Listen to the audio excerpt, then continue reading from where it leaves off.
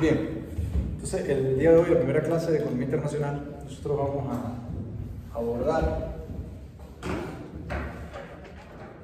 la primera parte del curso,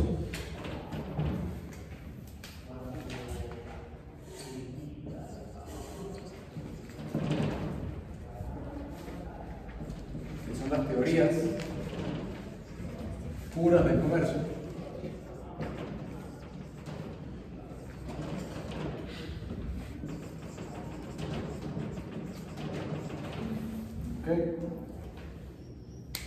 Dentro de lo que son las teorías puras del comercio, pues, así como la clase primera de monetaria también es un poco histórica, esta también, porque hay que entender brevemente, si ustedes lo pueden abordar de manera más extensiva, porque ustedes entenderán que de esto hay, bueno, infinidad de información. Sin embargo, yo paso brevemente por ese recuento histórico para poder llegar a la parte más teórica. Sin embargo, es importante abordarlo porque estas teorías surgen en un contexto. ¿Ok? Dentro de lo que eran las doctrinas económicas, que nosotros podemos observar el mercantilismo como esa primera forma de entender la manera como las economías funcionaban hacia finales de 1500, los años 1600 más o menos. El hecho, digamos, que tiene como primer momento, ¿no?, de investigación, porque era una problemática que se generaba, era la abundancia de llegada de metales preciosos, producto de las conquistas y las colonias, a las potencias o los reinos europeos. Fundamentalmente, como ya se los comentaba también en la clase monetaria, fundamentalmente lo que era el Reino de España y Portugal. Durante este periodo se observó un aumento en los precios sostenido y significativo a lo largo de los años finales de 1500 y durante todo el siglo XVII, los años 1600. Durante esta etapa, ustedes recordarán, aquellos que ya vieron esta historia del pensamiento, análisis económico, y para los que no, pues igual lo verán. Ustedes entenderán que el mercantilismo basaba la razón del Estado como fundamento la acumulación de metales preciosos. Entonces, en ese sentido, las economías tenían como principal objetivo acumular en las arcas de los reinos metales. Y para ello, ¿qué debía de hacerse? ¿Cuál era la indicación de política económica? Porque fíjense ustedes que la economía se estudia para entender los fenómenos, los procesos, pero luego para tomar decisiones. O sea, si yo entiendo que esto es así, yo tengo que darte una recomendación. ¿Cuál es la recomendación? No hay que comprar a otros países, porque todo lo que fuera comprar, comerciar con otros países implicaba salida de estos metales. Con lo cual, yo iba en contra de lo que entendían en aquella época que era el fundamento de la riqueza de la nación, que era tener las arcas llenas de metales. Entonces, básicamente, todos los territorios en ultramar, que eran básicamente en América, eran explotados por estas potencias, el Imperio Español, el Imperio Portugués. Todas estas colonias llevaban plata y oro, como ustedes habrán visto en historia económica, que era más plata en realidad que oro. Todo esto se acumulaba, de allí que se llame el Mar de la Plata, ¿verdad? ¿Por qué se llama el Mar de la Plata al sur del continente? Porque precisamente la plata la sacaban de Bolivia. De Bolivia la sacaban. ¿De Bolivia? Claro, las minas de plata estaban en Bolivia. Esto me imagino que lo vieron, o al menos lo mencionaron en la historia económica. Las minas de plata están, de hecho, todavía en Bolivia. Pero Bolivia no tiene acceso al mar, entonces había que sacarlas por el sur.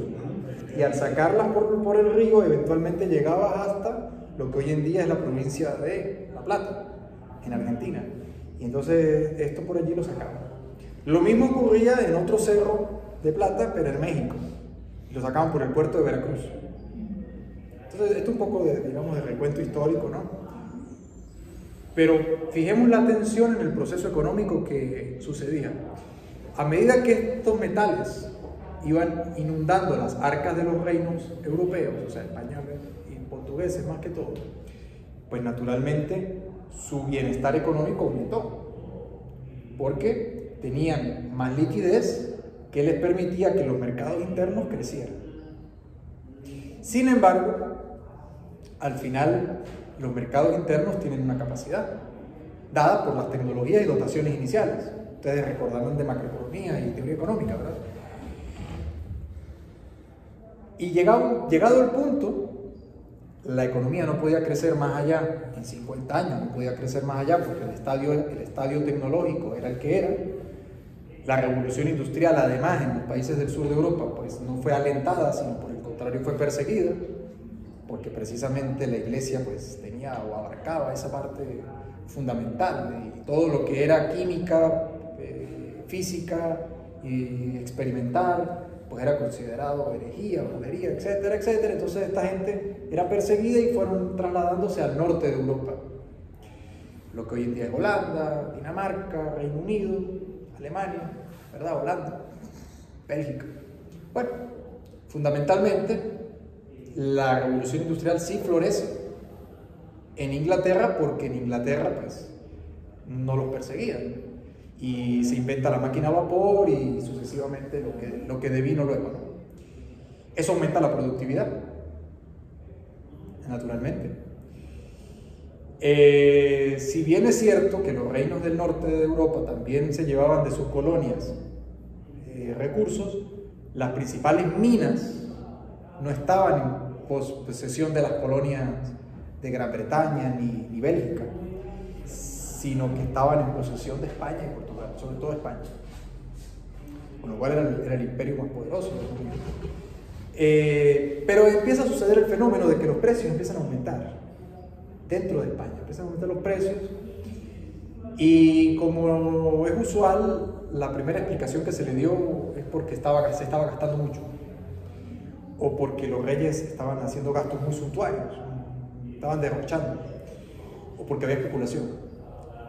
Y si ustedes se fijan, han pasado siglos y son explicaciones que siguen siendo a día de hoy de resonada popularidad. No, los precios suben porque el dólar sube porque hay especulación, porque hay una gente malvada, hay personas que son más malvadas que otras. Entonces partimos del supuesto de que hay seres humanos buenos y malos, y los malos especulan y los buenos no especulan.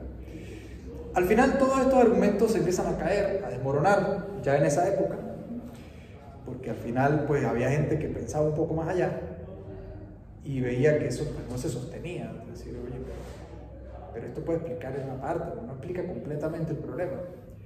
Entonces fue precisamente hacia finales de 1500 que una persona, que creo que era un sacerdote, empieza a darse cuenta de que el aumento de metales generaba un aumento de la oferta monetaria, de liquidez, que implicaba o incidía en ese aumento de los precios, que luego tenía repercusiones, porque ¿qué pasaba? Que si la lógica era acumular metales, al Reino de España le interesaba no solamente explotar los metales, minas, y traerlas a España, sino que luego producir cosas en España y vendérselas a otros países. Esa era la lógica. La lógica no era de comprar, la lógica era de exportar. Pero para exportar, pues naturalmente necesita ser competitivo. Y precisamente la inflación ataca la competitividad. Entonces, ya estos países del sur de Europa tenían dos problemas. El primero estructural, porque perseguían a la investigación y desarrollo, dicho en términos modernos. Entonces la productividad se mantenía muy baja o con tendencia a decaer. Entonces ya tú tienes menos competitividad porque tienes menos productividad en la economía. ¿Ok? Porque una economía que investiga menos, desarrolla menos, una economía que se dinamiza menos porque pues no tiene fuentes de exploración tecnológica. Entonces ya ahí tienes un problema, estructuralmente hablando, desde la microeconomía. Y luego tenía un segundo problema, que era macroeconómico. Entonces tenía un problema micro y un problema macro. Entonces el problema macro era que ese aumento de la oferta monetaria hacía cada vez más costosos los procesos económicos internos, aumento de la inflación, cada vez las cosas internas dentro de España eran cada vez más caras, lo cual hacía que fuera del país no se lograran vender, sino que la lógica empezaba a ser la inversa. Traer del norte de Europa porque era más barato. Porque básicamente una unidad de oro valía menos dentro de España que fuera, o una unidad de plata valía menos en España que fuera. Un problema macroeconómico. Básicamente de paridad del poder de compra de la moneda. A razón de eso, y ahí es donde yo les decía que monetaria e internacional, si bien están muy ligadas, luego divergen en su determinación, en su teoría, pero están muy ligadas en los orígenes. David Hume, que ya se los comenté, empieza a investigar en 1600 la teoría cuantitativa del dinero. Es decir, es el primer nacimiento, ¿no?, de esa investigación teórica, que sigue hasta nuestros días. Ahora, en concreto, estos países gradualmente, a lo largo del siglo XVIII, comienzan a vaciarse las arcas hasta empezar a ser un problema crítico para el reino de cada país, ¿no?, de esto, España, Portugal sobre todo, que empiezan a darse cuenta de que las arcas se empiezan a bajar. Tenían tantos niveles de metales, empiezan a caer. Y hasta que llega un punto crítico donde, naturalmente, oye, aquí hay un problema grave. Porque luego que tienen los precios altos y empiezan a perder liquidez, entonces la economía cae en recesión. Una especie de estanflación antigua, vamos a llamarlo así. Entonces, queda con una economía más desestructurada, menos productiva, porque atacaste la fuente de creación de riqueza, de valor, y por otra parte, endeudada y con menos dinero y recursos de liquidez en metálico, pues porque sistemáticamente se estaban vaciando las arcas. Esto significó una transferencia de riqueza hacia el norte de Europa. Dentro de esa lógica, entonces, comienzan a investigar de qué forma o por qué razón unos países se hacían ricos y otros no. ¿Por qué unos siendo ricos se habían empobrecido y otros siendo pobres se habían enriquecido? Entonces, surge esta agenda de investigación que precisamente da lugar a las dos primeras teorías que explican el comercio.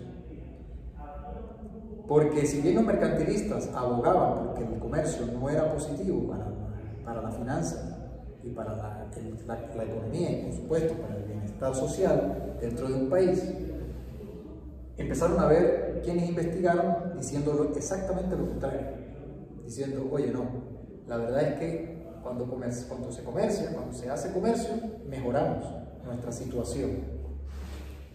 Entonces, precisamente, fue Adam Smith quien creó la primera teoría, la teoría de Adam Smith, que es la teoría de las ventajas absolutas.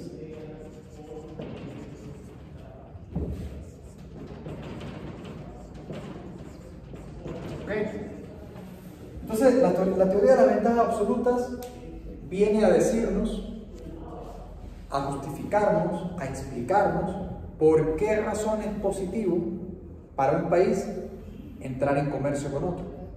Y no visto solamente desde el punto de vista de que un país está desacumulando metales a cambio de mercancías y el otro es el que se está llevando esos metales a cambio de mercancías, sino que en realidad hay una reciprocidad, puede existir reciprocidad tal como sucede y así lo plantea Adam Smith en su obra, con el que hace zapatos y el que hace trajes. Entonces, el que hace zapatos solamente hace zapatos, el que hace trajes solo hace trajes, se pueden beneficiar uno y el otro de intercambiar y complementar su producción. Y en suma, elevar el nivel agregado de bienestar. Ahora, esa misma lógica él la llevó para, así si eso es cierto, entre personas, entonces lo será también entre países. Si un país tiene una ventaja absoluta porque se le da mejor hacer ciertas cosas y a otro país se le da mejor hacer otras, pues tendrán ventajas y llevar a cabo el intercambio. Entonces, ¿cómo lo explicaba antes? Vamos a tomar el ejemplo tal cual para... Vamos a tomar el ejemplo tal cual para seguir la misma lógica, ¿no? Entonces, suponga dos países, país 1 y país 2, y los bienes. Entonces, este es un modelo de dos países, dos bienes y un factor productivo, digamos el trabajo, horas de trabajo. Entonces, un factor productivo. Entonces, hay dos países, digamos, hay un país 1, un país 2, hay un bien A y hay un bien B. ¿Okay? Entonces, en el país 1, para producir una unidad de A, se necesitan 10 unidades de trabajo. ¿Okay? Digamos horas. 10 horas de trabajo. Mientras que en el país 2 se necesitan 20 unidades de trabajo. ¿Okay? Por otra parte, para producir una unidad del bien B, se necesitan 20 unidades de trabajo en el país 1 y 10 en el país 2. ¿Okay? Entonces tenemos un mundo de dos países, con dos bienes y un solo factor productivo. Entonces son tres variables que estamos llevando en cuenta en el mismo modelo. ¿Okay? Naturalmente, de este ejemplo, nosotros tenemos que el país 1 tiene ventaja en el bien A y el país 2 tiene ventaja en el bien B. Básicamente, en el país 1 vale la mitad producir lo que el bien A, en el país 1 vale la mitad producirlo de lo que le llevaría al país 2 y viceversa. Ahora vean. Puede ser como azúcar y café, como café y azúcar. Que son bienes Puede ser. Puede ser dos bienes cualquiera. Entonces, como se demuestra, ambos países ganan si ellos intercambian. Entonces, vamos a plantearlo en términos de frontera de posibilidades de producción. Vamos a plantearlo en términos de, supongamos que el país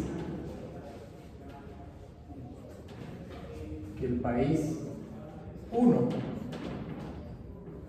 ¿verdad?, tiene una frontera de posibilidades de producción donde tiene el bien A y el bien B.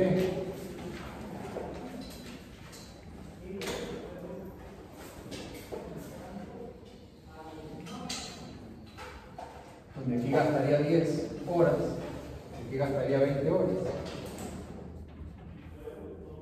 ¿Okay?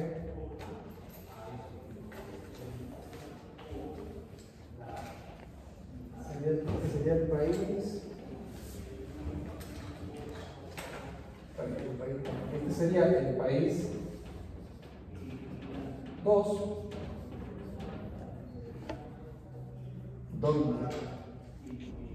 No, este sería el 2 y este sería el 1. Ya les explico.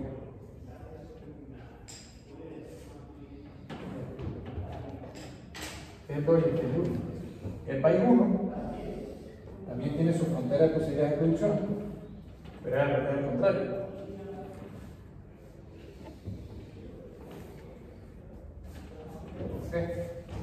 El país 1 es más productivo en A y el país 2 es más productivo en B. El país 2 es más productivo en B. El país 1 es más productivo en A. Luego, por tanto, puede producir el doble el país 2 en B y el país 1 puede producir el doble en A.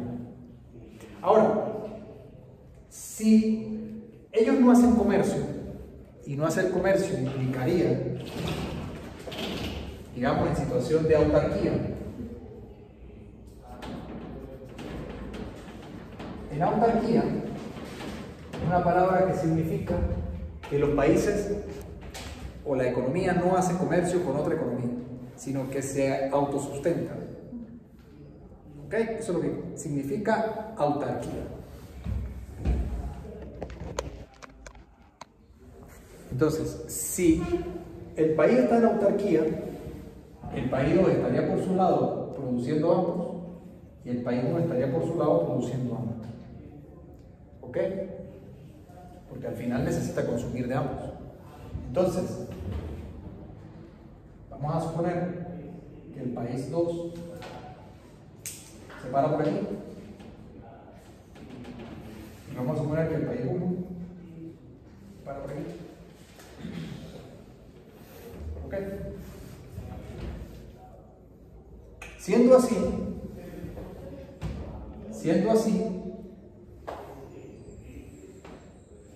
este punto en cada país implicaría una combinación de bienes de A y bienes de B, que para el país 2 es más costoso el bien, para el país 2 es más costoso el bien A. ¿Ok? Entonces, y para el país 1 al contrario, para el país 1 es más costoso el bien B.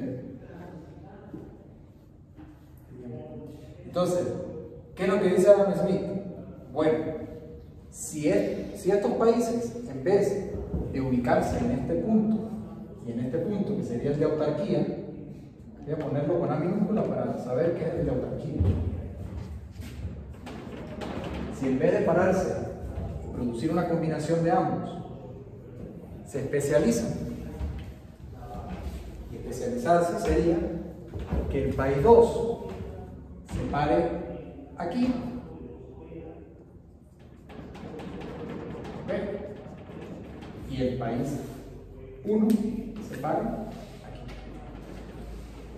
Y se olvide de B, y el país 2 se olvide de A. Se lo va a comprar al otro. ¿De acuerdo? Entonces, es el equivalente a como que si en la economía global yo conjuntara las dos economías y yo hiciera una sola y yo expandiera este punto, lo proyectara sobre este y este lo proyectara sobre este. Entonces, en suma, yo estaría generando una situación como esta. Es un nuevo equilibrio, pero lo que tenemos que entender es que el equilibrio en este caso es extremo para cada país. Sí, porque el otro sería una demanda completamente elástica. Podríamos decirlo así.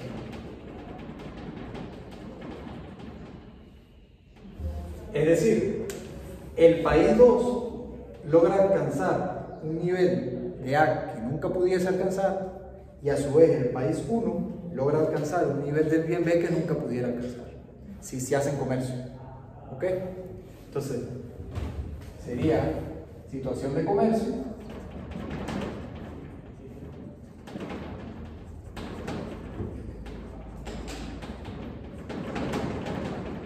El asterisco que les estoy poniendo aquí. ¿Ok?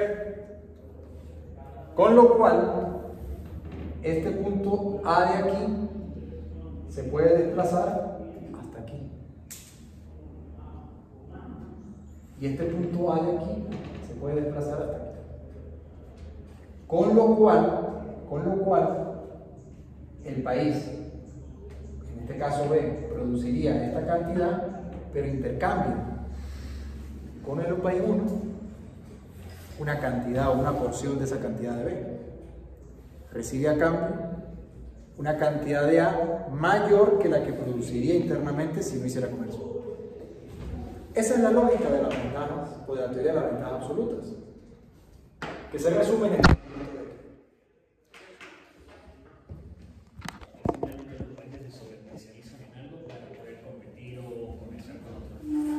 Claro.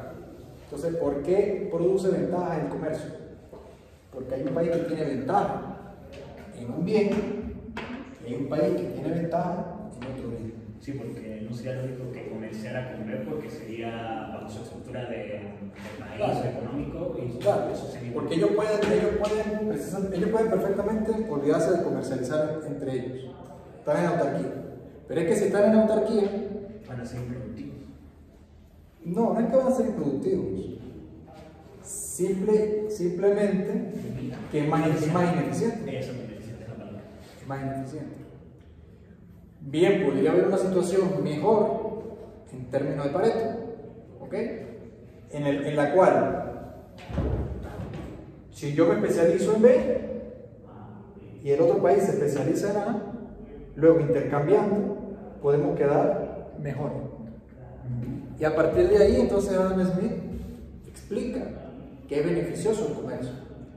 Y no solamente explica que es beneficioso el comercio, sino que entonces teóricamente ya se tiene un argumento que parece sólido, o al menos así luce, para recomendarle a la política exterior, aquí lo que hay es que hacer comercio con otros países.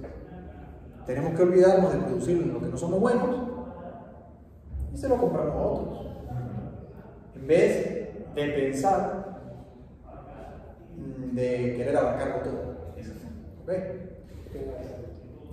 Ahora bien, fíjense ustedes que aquí, digamos, ocurría el hecho de que el modelo tiene una restricción bastante clara, que es que un país tiene que ser ventajoso en un bien y el otro estrictamente ventajoso en el otro bien.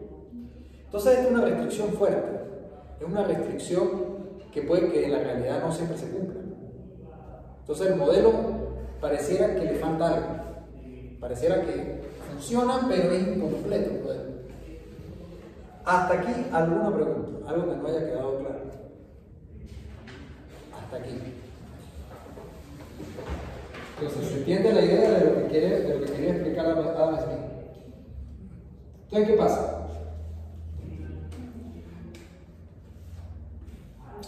Entonces, como se demuestra, ambos países pueden ganar mediante el comercio. Si no existiera comercio entre estos países, los precios en el país 1 de una unidad de B se intercambiaría por 2 unidades de A. Entonces, aquí, para verlo de forma más explícita, veamos qué ocurre con los precios. Entonces,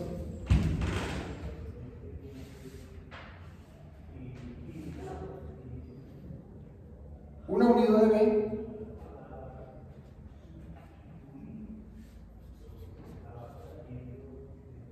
esto es en el país 1. Una unidad de B se intercambia por 2 de A. ¿Ok? Porque básicamente cuesta el doble producir B, o sea, cuesta el doble producir B que A. ¿Ok? Y una unidad de A,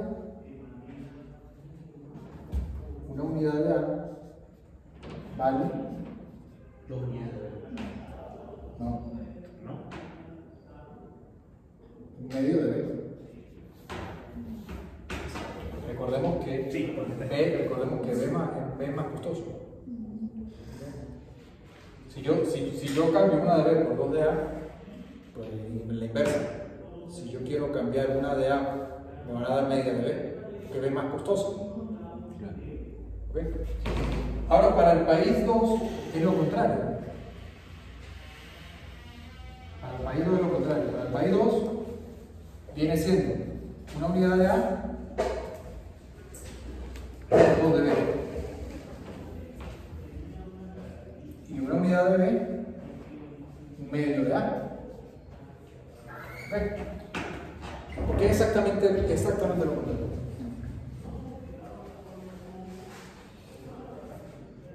Entonces, en el país 2, una unidad de B se intercambia por medio de A. Y viceversa. Ahora, supongamos lo que estamos diciendo, que hay comercio entre los dos países. Si se produce el comercio, o sea, el intercambio, el precio de mercado internacional se fija entre los precios autárquicos.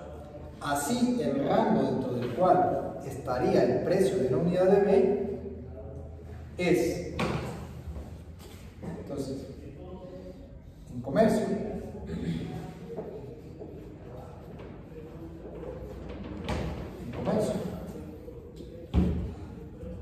una unidad de B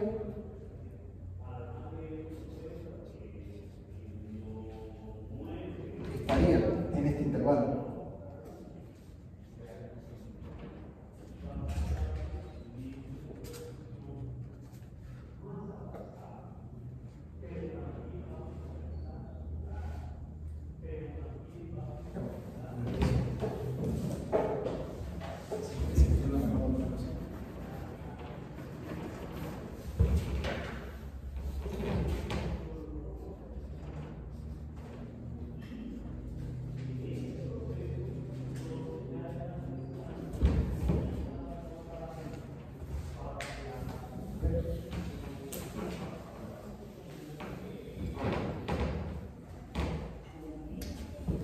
Y el de A equivalente.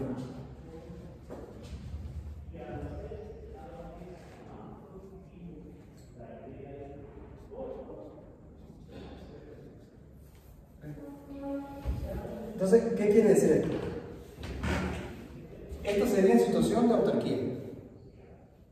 En este país, internamente, yo tengo que dar 2 unidades de A por una de B. Ahora, si entra en comercio, el precio ya no va a tener que dar 2 de A.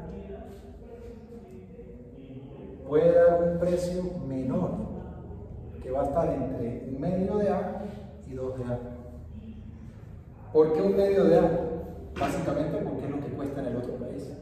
Pero claro, el otro país no lo va a vender a 1/2 de A, porque no tendría sentido para ese país. Hay país 2. ¿Me explico? El bien B es caro en el país, es barato en el país 2. Pero claro, el país 2 no lo va a vender a lo mismo que le cuesta producir. No tendría ventaja del comercio. Pero por otro lado, el país 1 no lo va a pagar al mismo precio que lo paga internamente, porque tampoco tendría sentido el comercio. Entonces va a pagar un precio entre este y este, que matemáticamente está expresado. ¿Ok? Entonces, en los precios, nosotros evidenciamos la ventaja. Si antes, internamente en el país, llamemos que el bien A puede ser, el bien B, llamemos que puedan ser maquinarias, y el bien A, alimentos. Entonces tenemos bienes agrícolas y bienes industriales. ¿Okay? Entonces, el bien industrial se hace más barato para el país que produce bienes agrícolas, pero también para el país que produce bienes industriales, porque ahora lo puede vender más caro a cambio de más unidades de alimentos. No sé si me estoy explicando bien. O sea, básicamente, si él no hace comercio, tiene que sacrificar más unidades de alimentos para obtener más bienes industriales. En cambio, si se dedica a producir solo bienes industriales, puede obtener más bienes de alimentos de lo que obtiene produciendo los externos. ¿Estamos de acuerdo? ¿Se entiende? Aquí es importante tomar en cuenta que cuando hablamos de estas relaciones de precios, son precios relativos. No son precios en unidades monetarias, sino son precios en unidades físicas. Que era lo que yo les explicaba a ustedes, que es como si fuese una especie de trueque, teóricamente hablando. Yo te doy tantas unidades agrícolas por tantas unidades industriales. ¿Por qué es ventajoso hacer eso? Bueno, es ventajoso hacerlo porque si yo produjera internamente de los dos, tendría que sacrificar, para el que le es más ventajoso producir bienes industriales, tendría que sacrificar, o sea, a cada unidad agrícola me sale más caro. Prefiero no producirla y comprártela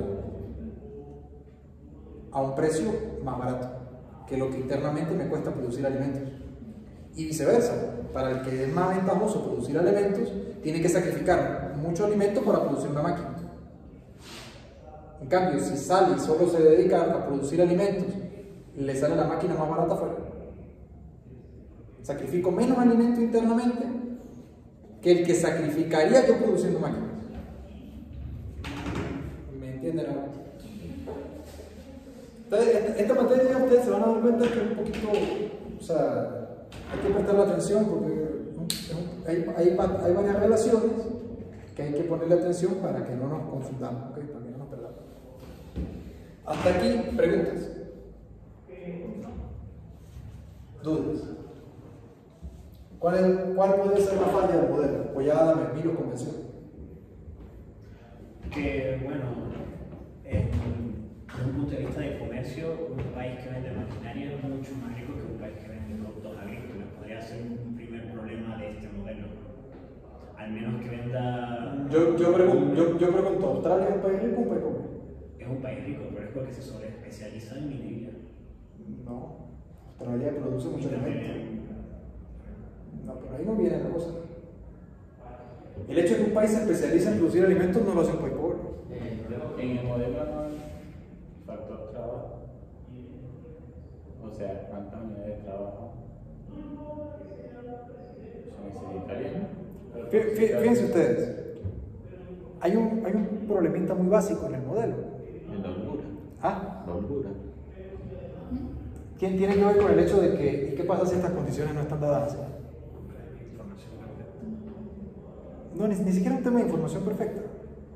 Es un tema de que yo distribuyo distinto las dotaciones iniciales.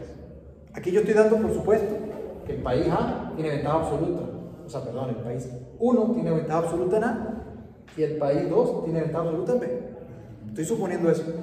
¿Y qué pasa si el país 1 tiene ventaja absoluta en los dos? No tienen necesidad de país.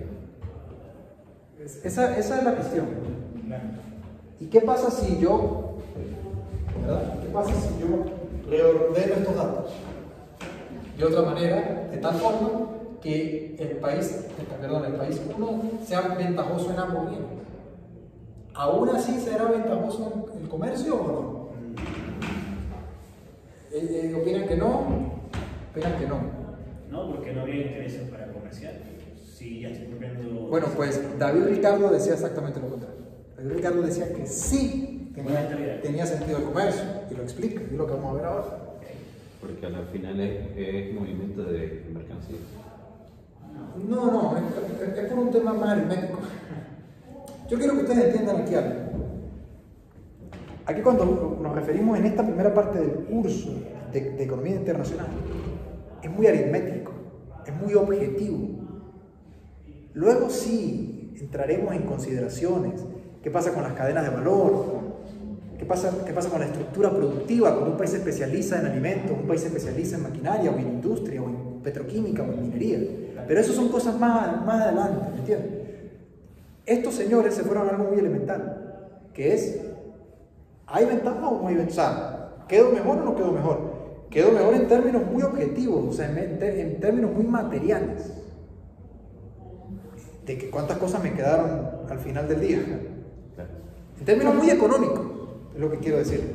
No tanto de desarrollo económico, o de teoría política, o de economía política. No. Es algo muy elemental. Entonces, en esta primera parte del curso, piensen en términos muy económicos. Muy objetivos. O sea, al final del día, ¿cuánto me queda? ¿Me queda más o me queda menos? Si me queda menos, no. Y si me queda más, es económico. Entonces, la cuestión es esa. Aquí vemos que evidentemente tiene sentido que los dos países entren en comercio, ¿verdad? Pero vamos a reordenar los datos. Pero lo voy a hacer en otra.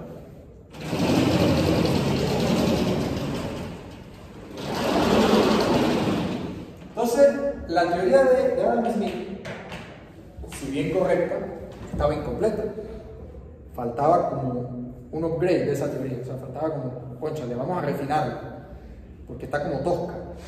Porque si la situación en la realidad no puede ser siempre perfecta, así como la estamos poniendo ahí, puede ser diferente, puede haber cambios, ¿verdad? Y entonces, David Ricardo plantea lo siguiente: el surgimiento de una teoría muy importante, que es la continuación de esta, en realidad, de las ventajas absolutas. Y entonces Ricardo propone una teoría tan fuerte que sigue vigente, que ustedes se van a dar cuenta cuando la escuchan. ¿Ya deben saber cuál es? Ventajas comparativas. Teoría de la ventaja. Ventajas comparativas. Entonces, fíjense lo siguiente. Fíjense que ya de alguna manera yo estaba introduciendo el concepto. Ya yo estaba introduciendo el concepto de, sin mencionarlo, pero ustedes tienen que haberse dado cuenta que yo estaba introduciendo el concepto de costo de oportunidad. Implícitamente yo ya lo estaba incorporando cuando hacía este análisis, ¿verdad?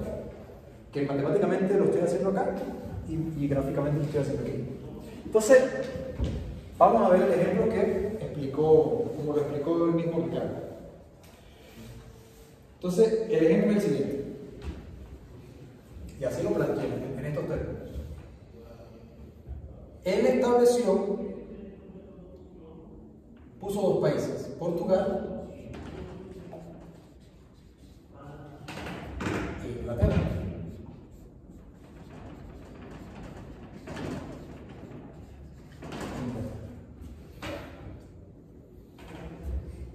Y puso dos bienes, vino y tela. Claro, Ricardo era inglés, pero era de origen portugués. Y se dice que su familia ya tenía viñedos. Luego él se hizo más rico todavía en la bolsa de valores de Londres. Pero bueno, él estableció este ejemplo porque era algo real, que con el que el tipo lidiaba. Entonces, la hora de trabajo, costo de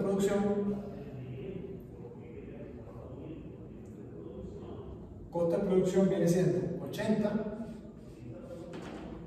y 90, y de este lado 120, y de este lado 100. Entonces, claro, así a simple vista pareciera que Inglaterra no tiene chance. Pareciera que Inglaterra está condenada. Sin embargo, la realidad es que Inglaterra se hizo más rica que Portugal, siendo que Portugal tenía mejores condiciones para los dos bienes. Entonces, fíjense lo siguiente. Él explicaba lo siguiente: si nosotros, en vez de considerar las horas en términos absolutos, nosotros tomamos en cuenta los costos de oportunidad, que no es otra cosa que comparar los precios relativos, nos daremos cuenta de algo muy interesante. Entonces yo voy a poner por este lado de nuevo vino y de nuevo tela. ¿Y cómo calculamos precios relativos? Entonces, para calcular precios relativos, eso es de micro, ¿verdad? Precio relativo, el precio del bien X sobre el precio del bien Y. Y viceversa. Ya lo hicimos hace rato, pero lo voy a poner aquí. El precio de X sobre el precio del bien Y. Precio del bien Y. O sea, ¿cuántas unidades tengo yo que renunciar de Y para obtener una de X? ¿Y cuántas unidades tengo yo que renunciar de X para obtener una de Y? ¿Okay? Entonces, si yo hago el ejercicio aquí, me quedaría que en Portugal yo tengo que intercambiar para obtener una unidad de vino, tengo que dar 0,89 de tela. Y al revés, para yo obtener una de tela, que tener más cara, lógicamente, tengo que dar 1,125. Ustedes lo pueden comprobar ahí. Si dividen 80 entre 90, me va a dar esto. Y si dividen 90 entre 80, me da esto. Lo mismo hacemos para Inglaterra. O sea, aplicamos aquí 100 entre 20, 100 entre 120, me queda 0,83. ¿Sí, O sea, no, 120 entre 100 quiero decir. 120 entre 100 le queda 1,2. 1,2. Y ahora sí, 100 entre 120 le queda 0,83, ¿verdad? Entonces fíjense, qué interesante. Ahora resulta que ¿quién tiene ventaja comparativa entera? Inglaterra tiene una oportunidad, no está condenada, tiene una oportunidad. Y luego, evidentemente, Portugal tiene su ventaja comparativa en el vino. Entonces, de nuevo, aún en el caso de que las ventajas absolutas estén solo en un país, puede haber posibilidad de ganancia del comercio si vemos sus costos relativos en términos de costo de oportunidad, sus precios relativos en términos de costo de oportunidad. Y entonces allí se encuentra la explicación que, bueno, aún en este caso, a Portugal le conviene especializarse en vino y a Inglaterra le conviene especializarse en té. Luego sí, podemos discutir. ¿Qué es más rentable? ¿El vino? ¿La té? Podemos discutir. No, de que es rentable, de que es más rentable para Portugal dedicarse al vino. En términos de intercambio. No, de que es más rentable está clarísimo. El vino, sí. Lo que podemos luego evaluar es qué estructura productiva y cadena de valor genera un sector y otro. Correcto, eso es. Pero eso viene luego. Y eso lo vamos a ver después en esta materia. Pero ahorita nos vamos a enfocar en las primeras teorías que explican de que es más rentable. Para Portugal es más rentable solo dedicarse al vino que producir una combinación de ambos. ¿Estamos de acuerdo? Entonces, de acuerdo a este modelo, Portugal tiene ventajas absolutas en la producción de vino y de tela. Pero bueno, ya vimos que cuando evaluamos los costos de oportunidad, aún así les conviene dedicarse al comercio. Ahora, vamos a ver qué está. Entonces, al igual que se demostró en el caso de las ventajas absolutas, que el país 1 y el país 2 ganan como resultado del comercio, también se puede demostrar en este caso que Portugal e Inglaterra, cuando organizan el intercambio, ambos países obtienen ganancias. Entonces, volvemos al caso de los precios.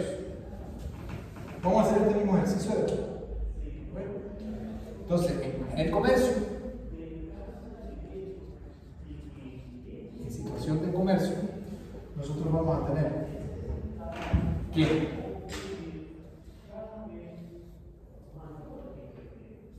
una unidad de vino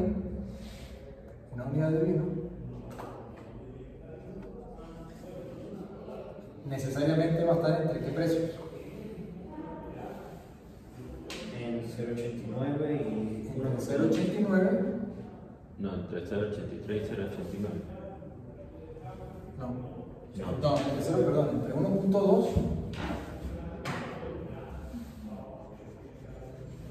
en el vino. Sí, porque el vino va por este lado.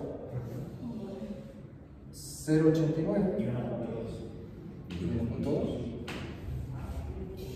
Y la tela, entonces estaría una unidad de tela. Estaría entre 0,83 y 1,25. y 1,125. Es decir, ocurre economía. Hay una economía.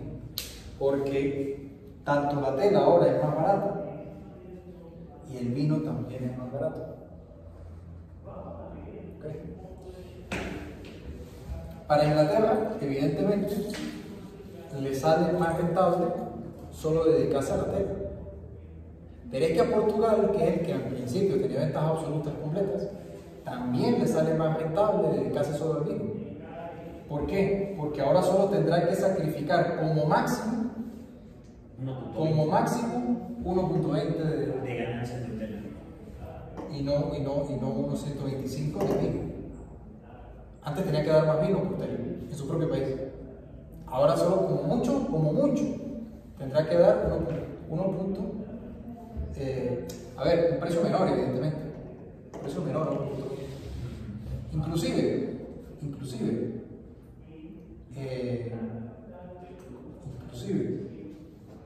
podríamos decir, claro, aquí puede ser cualquier precio arbitrario, pero podríamos decir que el intercambio se puede dar 1 a 1. ¿Estamos de acuerdo? Está en el interno. Una de vino por una de tela. ¿Okay? Mira, se me parece un equilibrio perfecto. Sí, bueno, es una situación para que lo entendamos. Puede ser cualquier valor que esté en ese intervalo, pero para que lo veamos puede ser 1 a 1.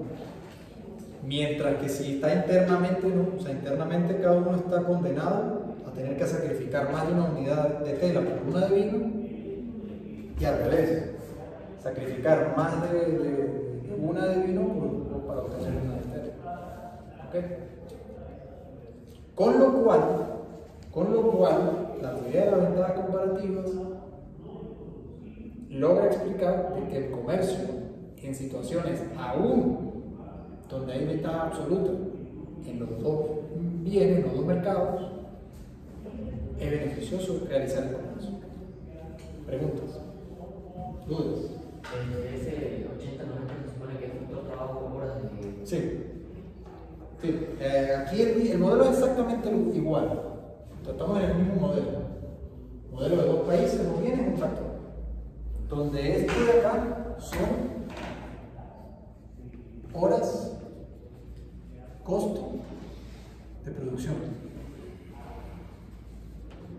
¿Ok? Horas, costo de producción.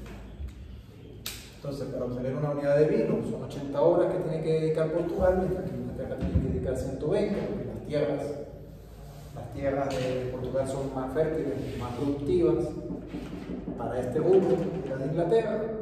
Pero es que en las telas también la capacidad productiva de los trabajadores, de los telares portugueses, en este ejemplo se asume que son más eficientes que los trabajadores británicos. Lo que es importante también tener en cuenta es que esta teoría explica el comercio en un momento, no te explica la dinámica. Es un modelo de estática comparativa. Sí, no es de escala. No, un modelo de estática comparativa donde te está evaluando que en un momento dado ambos países ganan con esos datos. ¿Ok? A partir de allí es donde se puede explicar que los países se especializan. Entonces, por ejemplo, a partir de esta teoría, nosotros podríamos explicar por qué para Venezuela sale más ventajoso dedicarse a lo que realmente tenemos ventajas que querer estar metiéndonos en camisas de 11 varas. Nosotros podemos especializarnos en petróleo, en petroquímica y en el mercado petrolero y, por ejemplo, olvidarnos de querer producir celulares y televisores.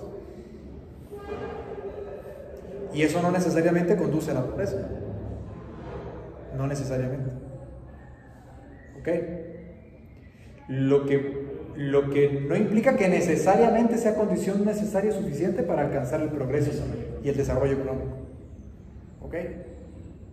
Pero, quiero decir, no es que necesariamente el especializarnos conduce a una economía subdesarrollada, pero tampoco es condición suficiente para que sea fuente de una economía desarrollada. Evidentemente que el desarrollo económico, que tiene como primera base o fuente el crecimiento económico, responde a otras variables, no solo las de comercio internacional, pero es una de ellas. ¿Ok? Y desde ese punto de vista, normalmente para el país, lo que sí está claro es que es mejor tener comercio con otros países que cerrarse. Eso es lo que explica la teoría. ¿Okay? Quiero que esa idea quede bien, o sea, porque muchas veces estas teorías conllevan a interpretaciones a veces delicadas, pero son sutiles. No podemos quedarnos con la idea de que entonces la especialización es buena siempre, o quedarnos con la idea de que la especialización es mala siempre. No, lo que tenemos que quedarnos con la idea es de que la división del trabajo por un lado y luego el comercio exterior conllevan a una situación de mayor bienestar que de no hacerlo. Eso es lo que tiene que quedar claro. Lo que no implica necesariamente esto que sea garante o garantice alcanzar el crecimiento y desarrollo económico, porque evidentemente que hay otras variables internas, tal como le pasaba a España en aquella época. Tenía una buena explotación de minerales en sus colonias, provincias, pero tenía una baja productividad porque no tenía desarrollo tecnológico por un lado y por otro tenía un problema de apreciación del tipo de cambio que hacía que permanentemente los precios de los bienes y mercancías estuviesen subiendo y la hacían menos competitiva. ¿Ok? ¿Estamos de acuerdo en esto? ¿Estamos de clase? ¿Sí? Esto porque luego vamos a ir avanzando. Como ya en este punto de la carrera evidentemente hay un área de teoría económica, pero también hay un área de economía política y hay un área también de desarrollo económico, que luego iremos viendo. Ok, entonces vimos la teoría de la ventaja absoluta, vimos la teoría de las ventajas comparativas. ¿Alguna pregunta con respecto a los dos modelos? Algo que no haya todavía quedado claro. Entonces, para la próxima clase avanzaremos sobre el mismo modelo, pero en dos condiciones. Ya entonces haremos una variación. La variación que vamos a hacer es que este factor que hasta ahora lo estamos considerando con costos constantes, entraremos en una situación de costos crecientes. Porque entonces ahí sí veremos de que en la medida que un país se va especializando, esos costos no van a permanecer fijos. Esos costos empiezan o bien a subir o bien a disminuir. ¿Ok? Entonces nos vemos el jueves.